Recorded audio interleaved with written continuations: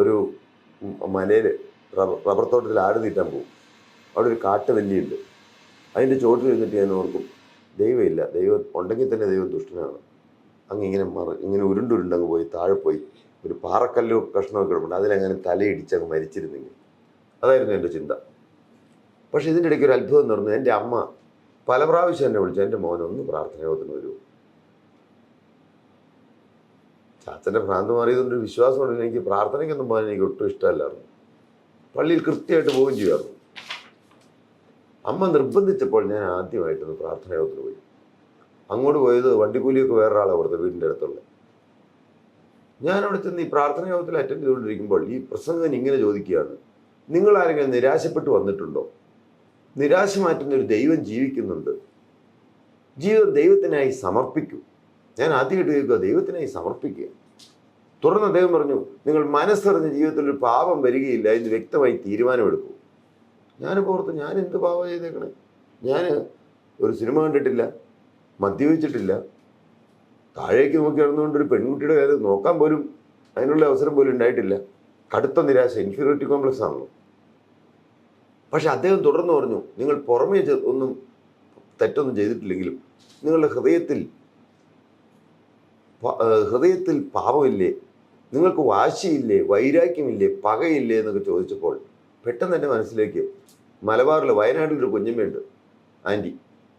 ആ ആൻറ്റി വരുമ്പോൾ ഞങ്ങളുടെ വീട്ടിൽ മാത്രം വരില്ല, അതിലൊക്കെ എല്ലാ സ്വന്തക്കാരുടെ വീട്ടിലും പോകും. അപ്പോൾ എൻ്റെ മനസ്സിലൊരു ചിന്ത, ഞങ്ങളെല്ലാവരും തഴഞ്ഞേക്കുക. അതുകൊണ്ട് പഠിച്ച് വളർന്ന് ഉയർന്നു വരുമ്പോൾ എല്ലാവരോടും പകരം വീട്ടണം എന്നുള്ള ചിന്ത. ഞാൻ ചുരുക്കി പറയാം, ഞാൻ അന്ന് വ്യക്തമായി ഈ പ്രസംഗം ഇങ്ങനെ പറഞ്ഞു, ജീവിതം ക്രിസ്തുവിനായി സമർപ്പിക്കുകയെന്ന്. അന്ന് ഞാൻ എൻ്റെ ജീവിതം എന്നേക്കുമായി ക്രിസ്തുവിന് സമർപ്പിക്കാനിടയായി. പിന്നെ ഇങ്ങോട്ട് വന്നപ്പോൾ അത്ഭുതങ്ങൾ തന്നെയായിരുന്നു. എൻ്റെ പിതാവിനോട് പറഞ്ഞു, പഠിപ്പിക്കാൻ പെടാൻ മാർഗ്ഗമില്ല, നീ റബ്ബർ വെട്ട് പഠിച്ചോളൂ. ഞാൻ റബ്ബർ വെട്ടുകാരനായിട്ട് ജീവിതം ആരംഭിച്ചു. ഞാൻ റബ്ബർ വെട്ടിക്കൊണ്ട് എടുക്കുമ്പോൾ എൻ്റെ കൂടെ പഠിച്ചവരെല്ലാം റബ്ബർ തോട്ടത്തിൻ്റെ സൈഡിൽ കൂടെ ഒരു മണ്ണിട്ട റോഡുണ്ട്, അതിൽ അവർ 6-7 പേരിങ്ങനെ നടന്നു പോകണ കാണുമ്പോൾ എനിക്ക് സങ്കടം. ഒരു തോർത്തുകൊണ്ട് എടുത്ത് ഒരു തോർത്തുകൊണ്ട് തലയൊക്കെട്ടൊക്കെ കെട്ടി, അങ്ങനെയാണല്ലോ റബ്ബർ വെട്ടാനായിട്ട്. അപ്പോൾ ഞാൻ ഈ റബ്ബർ മരത്തിൽ ചായ വീഴുന്നിട്ട് ഞാൻ ഇടയ്ക്ക് ഇങ്ങനെ സങ്കടപ്പെട്ട് കരയും. എൻ്റെ ദൈവമേ, എൻ്റെ കാര്യം ഇങ്ങനെ ആയല്ലോ. എൻ്റെ ദൈവമേ, എനിക്കൊരു ജോലി തരുമോ? പ്രാർത്ഥന കേൾക്കുന്ന ദൈവം. എനിക്ക് അങ്ങനെയാണ് ഞാൻ മൂവാറ്റുപുഴ പട്ടണത്തിൽ ഒരു ഡെൻ്റൽ ക്ലിനിക്കിൽ അറ്റൻഡറായിട്ട് തറ തുടയ്ക്കുക, ടോയ്ലറ്റ് വാഷ് ചെയ്യുക, ഡോക്ടർ ഊണ് കഴിച്ച പാത്രങ്ങളെല്ലാം കഴുകി വയ്ക്കുക. എൻ്റെ യജമാനൻ ഒരിക്കലും എന്നോട് പറഞ്ഞിട്ടില്ല കേട്ടോ പാത്രം കഴുകി വയ്ക്കാൻ, ഊണ് കഴിച്ച പാത്രം. പക്ഷെ അതൊക്കെ എനിക്ക് ഒരു പ്രയാസവും തോന്നിയിട്ടില്ല ഒരിക്കലും. പിന്നെ പേഷ്യൻസ് തുപ്പിയിട്ടിരിക്കുന്ന കോട്ടൺ, ചോര ബ്ലഡുള്ള ഈ കോട്ടണൊക്കെ ഉണ്ടല്ലോ, അതൊക്കെ വേസ്റ്റ് ബിന്നിൽ കൊണ്ടിടുക, പ്ലാസ്റ്റർ ഓഫ് പാരീസ് സൈക്കിളിൽ എടുത്തുകൊണ്ട് വരിക, ഇതൊക്കെയായിരുന്നു ജോലി. എനിക്ക് ജോലി കിട്ടിയപ്പോൾ സ്വർഗം കിട്ടിയ പ്രതീതിയാണ്. ഞാൻ 8 മുതൽ 5:30 വരെയാണ് വർക്കിംഗ് ടൈം. ഞാൻ 6:30 മണിയാകുമ്പോൾ പോയി എല്ലാ ജോലിയും നേരത്തെ തീർക്കും, തുടക്കലും എല്ലാം അങ്ങനെയുള്ള പരിപാടികളെല്ലാം. ഒരു പക്ഷേ എൻ്റെ ഉത്സാഹം കണ്ടിട്ടായിരിക്കും എൻ്റെ പഴയ യജമാനൻ ഡോക്ടർ റെജി മാത്യു, അദ്ദേഹം എന്നെ വെപ്പുപല്ല് സെറ്റ് ചെയ്യാൻ പഠിപ്പിച്ചു. എടുത്തു കഴുകുന്ന പല്ല്. ആ കാലങ്ങളിലെല്ലാം പല്ലിന് കേട് വന്നു കഴിഞ്ഞാൽ പല്ല് പറിച്ചു കളയുക, പകരം പല്ല് വയ്ക്കുക, എടുത്തു കഴുകുന്ന പല്ല് വയ്ക്കുക. അതല്ലെങ്കിൽ അത്യാവശ്യം പണമുള്ളവർ ഈ അമാൽഗം എന്ന് പറയും, ഈ ഈയം പോലെ ഇരിക്കുന്ന ഒരു സംഭവമുണ്ട്, വെള്ളി കളറുള്ള, അത് അടയ്ക്കുക. അന്ന് അതേ നിവൃത്തിയുള്ളൂ. എന്നാൽ ആ കാലങ്ങളിൽ ഇന്ത്യയിലാകെ 2 ഡെൻ്റൽ ലാബേ ഉള്ളൂ. ഒന്ന് നോർത്ത് ഇന്ത്യയിലും ഒന്ന് സൗത്ത് ഇന്ത്യയിലും. അവിടെ ഈ ഫിക്സ് ചെയ്ത് വെക്കുന്ന പല്ല്, അപ്പുറത്തെ ഇപ്പുറത്തെയും പല്ല് കട്ട് ചെയ്ത് ചെറുതാക്കിയിട്ട് ഗ്രൈൻഡ് ചെയ്ത് ചെറുതാക്കി 2 മില്ലിമീറ്റർ ഇനാമൽ കളഞ്ഞിട്ട് നടുക്ക് പല്ല് വയ്ക്കുന്ന രീതി, അതാണ് ബ്രിഡ്ജിങ്. അത് ഫിക്സ് ചെയ്ത് വെക്കാം. ഡെൻ്റൽ സിമെൻറ്റ് ഉപയോഗിച്ച് ഈ ക്രൗണിനകത്ത് സിമെൻറ്റ് വെച്ചിട്ട് അത് ഫിക്സ് ചെയ്ത് ഉറപ്പിച്ച് വയ്ക്കാം. നാച്ചുറൽ പല്ല് പോലെ ഇരിക്കും ഓൾമോസ്റ്റ്. പിന്നെ പൊട്ടിപ്പോകുന്ന പല്ലിന് മെറ്റലിൻ്റെ ക്യാപ്പ് ഇടും. ഈ ഫ്രണ്ടിലുള്ള പല്ലിന് ആകെ അക്കർലിക്ക് പ്ലാസ്റ്റിക് കൊണ്ട് കവറിങ് കൊടുക്കും, അകത്ത് മെറ്റല്, പുറമേ ഒരു കവറിങ് കൊടുക്കും. പക്ഷെ അത് ചെയ്തുകൊണ്ട് വന്നു കഴിഞ്ഞാൽ പകുതി പോലും പേഷ്യൻ്റെ വായിലിറങ്ങില്ല. ഡോക്ടർ ഇങ്ങനെ മണിക്കൂറുകൾ ഗ്രൈൻഡ് ചെയ്യും. ഇത് ഫിറ്റാവേണ്ട പേഷ്യൻ്റെ മൗത്തിൽ. ഇങ്ങനെ പറഞ്ഞു പോയാൽ മതിയല്ലോ. ഫിറ്റാവില്ല, ഇത് പേഷ്യൻ്റെ മൗത്തിൽ ഫിറ്റാവില്ല. ഡോക്ടർ ഇങ്ങനെ മണിക്കൂറുകൾ ഗ്രൈൻഡ് ചെയ്യും, ഒരു ബൗളിനകത്ത് വെള്ളമൊക്കെ വെച്ചേക്കും, കൈ പൊള്ളുമ്പോൾ ഇങ്ങനെ മുക്കും. പേഷ്യൻസ് ആണെങ്കിൽ ഇങ്ങനെ വായി തുറന്ന് കുറേ നേരം ഇരിക്കണം. അപ്പോൾ എനിക്കൊന്നും അറിയില്ല ഇത് ടെമ്പറോമാൻഡിബുലർ ജോയിൻ്റ് ആണെന്ന്, ഈ ജോയിൻ്റ് പേരൊന്നും എനിക്കറിയില്ല. കുറച്ച് നേരം കഴിയുമ്പോൾ പേഷ്യൻ്റ് വേദന എടുക്കും, വായ എത്ര നേരം തുറന്നിരുന്നാലാ. ചിലപ്പോൾ ഡോക്ടർ ഉച്ചയ്ക്ക് ഊണ് പോലും കഴിക്കില്ല സങ്കടം മൂലം. ചിലപ്പോൾ പറയും ഞാൻ ഇനി ഇവർക്ക് ചെയ്യണില്ല ജോണേന്ന് പറയും. എന്താണെങ്കിലും എൻ്റെ മനസ്സിലൊരു ചിന്ത, വല്ലപ്പോഴും ഇത് ചെയ്യുന്നത് ഫിറ്റ് ആവണുണ്ടല്ലോ, ചെയ്തു വരുമ്പോൾ വല്ലപ്പോഴൊക്കെ ഇത് പ്രോപ്പറായിട്ട് ഫിറ്റ് ആവുന്നുണ്ട്, ചിലതെല്ലാം ഫിറ്റ് ആവുന്നുണ്ട്. അപ്പോൾ ഇതെന്തെങ്കിലും ഒരു കാലത്തൊരു ഡെൻ്റൽ ലാബ് തുറങ്ങണം എന്നുള്ളൊരു ആഗ്രഹം മനസ്സിൽ. പക്ഷേ എങ്ങനെ എന്ത് ചെയ്യാൻ പറ്റും? ഇത് ഒരു ഡെൻ്റൽ ലാബ് തുടങ്ങണമെങ്കിൽ മിനിമം 20 ലക്ഷം രൂപ വേണം. എനിക്ക് മാസം 250 രൂപ ശമ്പളം. എനിക്ക് ചിന്തിക്കാൻ പോലും പറ്റില്ലല്ലോ. ഇത് 82, 83 കാലഘട്ടങ്ങളിൽ, 83 കാലഘട്ടങ്ങളിൽ. പക്ഷേ എങ്ങനെ തുടങ്ങാനാ? ചിന്തിക്കാൻ പോലും പറ്റുന്ന കാര്യമാണ്. 20 ലക്ഷം രൂപ ഒരു വർഷം മുഴുവൻ ഞാൻ ജോലി ചെയ്താൽ 3000 രൂപ കിട്ടുള്ളൂ. പക്ഷെ ഞാൻ തളർന്നില്ല. ആ കാലത്ത് എൻ്റെ ജീവിതത്തിൽ കിട്ടിയ ഏറ്റവും വലിയ ഭാഗ്യം, ഞാൻ തികഞ്ഞ വിശ്വാസിയായല്ലോ, ദൈവവിശ്വാസിയായി. ഞാൻ നിരന്തരം ബൈബിള് വായിക്കും, ഈ പ്രസംഗങ്ങളൊക്കെ കേൾക്കും, സുവിശേഷ പ്രസംഗങ്ങളും. അപ്പോൾ എൻ്റെ മനസ്സിലൊരു പോസിറ്റീവ് എനർജി അപ്പം തന്നെ കിട്ടുകയാണ്. അപ്പോൾ ഞാൻ അങ്ങനെ ആ ഒരു മനസ്സിലൊരു സ്വപ്നം, എങ്ങനെ ഒരു ഡെൻ്റൽ ലാബ് തുടങ്ങണം. ഒരിക്കലും ഞാൻ ആ കാലത്ത് പണം ഉണ്ടാക്കണമെന്നോ അല്ലെങ്കിൽ ഇങ്ങനെ ഉയർന്നു വരുന്നൊന്നും എൻ്റെ മനസ്സിൽ പോലും ചിന്തയില്ല. പക്ഷെ ഇതിന് പണം വേണ്ടേ, മൂലധനം വേണ്ടേ, എങ്ങനെ ഉണ്ടാക്കാന്? പക്ഷെ ആ കാലങ്ങളിൽ എൻ്റെ യജമാനൻ എന്നെ വെപ്പ് പല്ല് സെറ്റ് ചെയ്യാൻ പഠിപ്പിച്ചെന്ന് ഞാൻ പറഞ്ഞല്ലോ, ഡോക്ടർ റെജി മാത്യു. ഞാൻ ഓർത്തു കഷ്ടപ്പെട്ട് അധ്വാനിക്കാം. അന്ന് ഒരു ഡെഞ്ചർ സെറ്റ് ചെയ്ത് കൊടുത്തു കഴിഞ്ഞാൽ പുറത്ത് 50 രൂപ കിട്ടും. ഞാൻ രാത്രി മുഴുവൻ ജോലി ചെയ്യാൻ പോകും. എൻ്റെ മാതൃസ്ഥാപനത്തിൽ പകൽ ജോലി ചെയ്യും, രാത്രി മുഴുവൻ അങ്ങ് മൂലമറ്റം മുതൽ മൂവാറ്റുപുഴയുള്ള ക്ലിനിക്കുകളിലെല്ലാം രാത്രി ജോലി ചെയ്യും. നിങ്ങൾ കേട്ടാൽ ഒരു പക്ഷേ അത്ഭുതപ്പെടും. 1 മണിക്കൂറും 2 മണിക്കൂറും, ഞായറാഴ്ച മാത്രം 3 മണിക്കൂർ ഉറങ്ങിയതായ അനേകം ദിവസങ്ങളുണ്ട് ജീവിതത്തിൽ.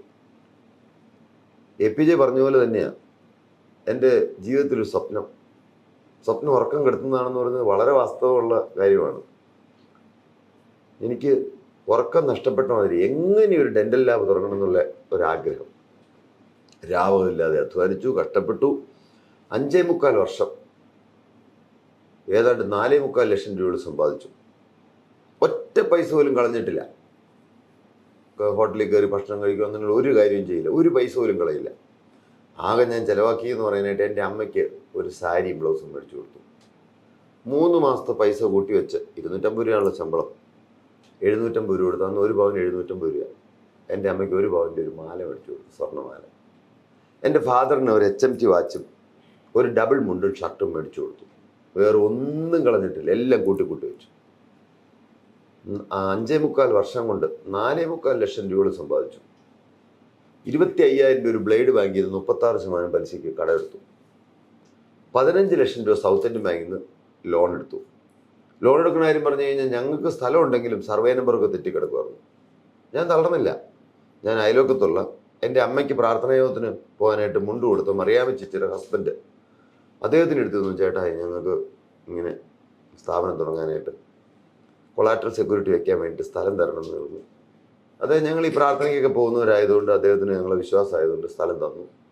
അങ്ങനെയാണ് 88-ൽ 20 ലക്ഷം രൂപ മുതൽ മുടക്കോടുകൂടി 6 ജോലിക്കാരെ വെച്ച് 290 സ്ക്വയർ ഫീറ്റ് സ്ഥലത്ത് ഡെൻ കെയർ ആരംഭിക്കുന്നത്. മൂവാറ്റുപുഴ തന്നെ 500 രൂപ റെന്റ്. എന്തോ ഇല്ല, അദ്ദേഹത്തിന് ഒന്നുമില്ല. അദ്ദേഹത്തിന് ഡെന്റൽ ക്ലിനിക്കല്ലേ, വേറെ ഡെന്റൽ ലാബേ ഇല്ല. ആകെ ഇന്ത്യയിൽ 2 സ്ഥാപനമുള്ളൂ നമ്മൾ തുടങ്ങുമ്പോൾ. അന്നൊക്കെ ചെയ്തു കഴിഞ്ഞാൽ എത്രയോ കാലം കാത്തിരുന്നിട്ടാണ് വർക്ക് ചെയ്തുകൊണ്ട് വരുന്നത്, ഈ ക്രൗൺ ചെയ്തുകൊണ്ട് വരുന്നത്.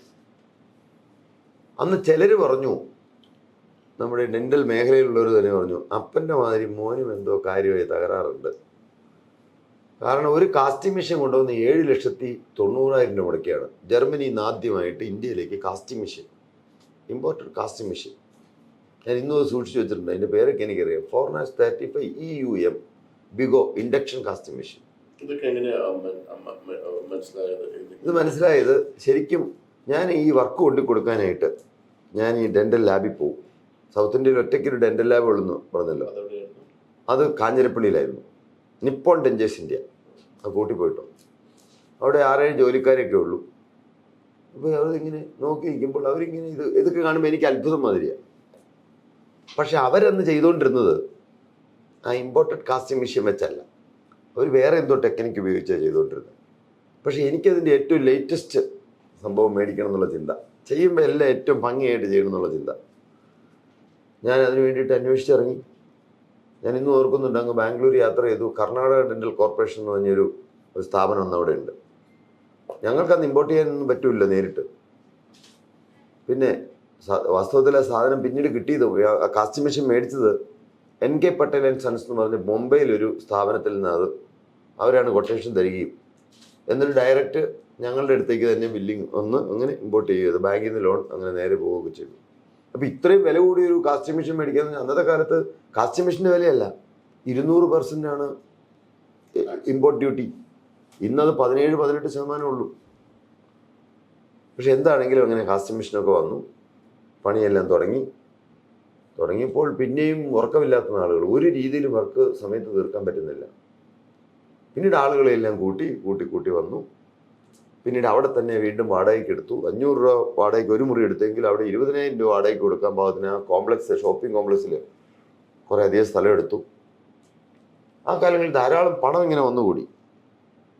എനിക്കറിയില്ല ഇതെന്ത് ചെയ്യും പണം. കാരണം അന്നൊക്കെ ഇന്നത്തെ മാതിരിയല്ല. എനിക്ക് തോന്നുന്നത് ഒരു 200% പ്രോഫിറ്റ് കാണാം അന്നത്തെ കാലത്ത്. ഇന്നിപ്പോൾ പ്രോഫിറ്റ് റേഷ്യോ തീരെ താഴെയായി. അന്ന് ഇപ്പോൾ കിട്ടിയ പണം എല്ലാം ഞാൻ ഈ ഭൂമിയിൽ ഇൻവെസ്റ്റ് ചെയ്തു. കുറേ അധികം ഭൂമി മേടിച്ചിട്ടു. ടൗണിലെല്ലാം ധാരാളം ഭൂമിയുണ്ട്, 10-60 ഏക്കർ ഭൂമിയുണ്ട്. ഇതിലെല്ലാം മേടിച്ചിട്ടു. അങ്ങനെയൊക്കെ പിന്നീട് ഒരു വലിയൊരു ചേഞ്ച് വന്നത്, ഞാൻ 90 ആദ്യം ഞാൻ വിദേശത്തേക്ക് കോൺഫറൻസുകളെല്ലാം അറ്റൻഡ് ചെയ്യാൻ പോയി. ഞാൻ ഓർക്കുന്നുണ്ട്, പഠിക്കാനായിട്ട് ഡെൻ്റൽ ടെക്നോളജി എനിക്ക് ഈ സെറാമിക് തുടങ്ങണം. ഒന്നാകെ 2 പ്രോഡക്റ്റ് വെച്ചാൽ തുടങ്ങണേ. ഇന്ന് 450 പ്രോഡക്റ്റ് ഉണ്ട് കേട്ടോ. അന്ന് മെറ്റൽ, ഞാൻ പറഞ്ഞല്ലോ 2 പ്രോഡക്റ്റ് മെറ്റൽ വെച്ച് ക്രൗൺ ചെയ്യുക, അതിൻ്റെ പുറത്ത് പ്ലാസ്റ്റിക്കും ഉണ്ട്, 4-5 കളറേ ഉള്ളൂ. അത് വെച്ച് ഫ്രണ്ടിലത്തെ പല്ലുണ്ടാക്കി കൊടുക്കുക. അപ്പോൾ ഈ സെറാമിക് പോർസലിൻ ടെക്നോളജി, മെറ്റലിൻ്റെ പുറത്ത് പോർസലിൻ കോട്ട് ചെയ്യുന്ന ആ ടെക്നോളജി പഠിക്കാൻ ഞാൻ ലിച്ചൻസ്റ്റൈൻ എന്ന് പറഞ്ഞ സ്ഥലത്ത്, സ്വിറ്റ്സർലൻഡ് അടുത്ത് അവിടെ പോയി. അവിടെയൊക്കെ ചെന്നപ്പോഴാണ് എൻ്റെ കാഴ്ചപ്പാട് ഒന്നുകൂടെ മാറിയത്. നമ്മുടെ ആളുകളുടെ കുറ്റം പറയുകയല്ല ഞാൻ, പക്ഷെ നമ്മുടെ ആളുകൾക്ക് ഏത് കാര്യം ചെയ്യുമ്പോഴും ഒരു 70-80% നമ്മുടെ ആളുകൾ തൃപ്തരാണ്.